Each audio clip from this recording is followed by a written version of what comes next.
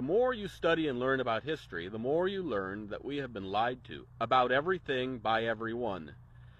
You've been lied to by your government, we've been lied to by our churches, we've been lied to by our teachers, and we've been lied to by our parents.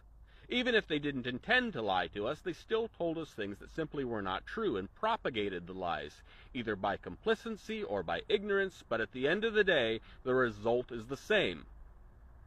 And this is fueled in anger, as the people today have access to information, and we are learning that we have been lied to, not just for years or decades or centuries, but we have been lied to for millenniums.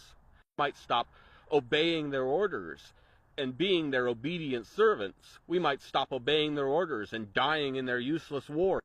We might learn such things as it was Muslims that defeated the Roman Empire and not those northern pagan tribes you've so often been told, and how it was Muslims coming to Europe that brought women's rights to Europe. They don't want you to know that the Crusaders were bloodthirsty killers that slaughtered innocent people by the millions who had never raised a sword to them. They don't want you to know about how, when Muslims captured most of Europe, unlike the Christians, they never practiced conversion by the sword, join our religion or die. In fact, when Muslims took Europe, they guaranteed the freedom of religion for all people. That's why when the Muslim Empire was eventually defeated in Europe, Christianity still dominated the European countries.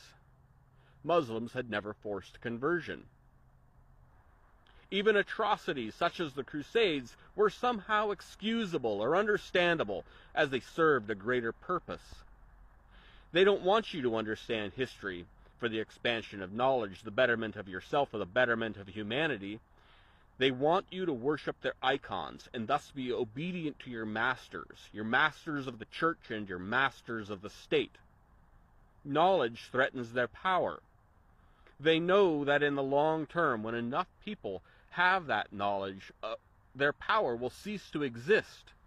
The establishment holds itself as infallible as God, that their actions, no matter how insidious, are somehow righteous, and like that story of old, do not want you eating from that fruit of knowledge. These people are many things, but they are not stupid. The people who have manipulated humanity for thousands of years know exactly what they're doing. And of course, they will tell you that it has been for your own good. They're doing it because you're not capable of self-determination. You're not capable of ruling over your own life. It's rooted in ego and in greed and in lust and power.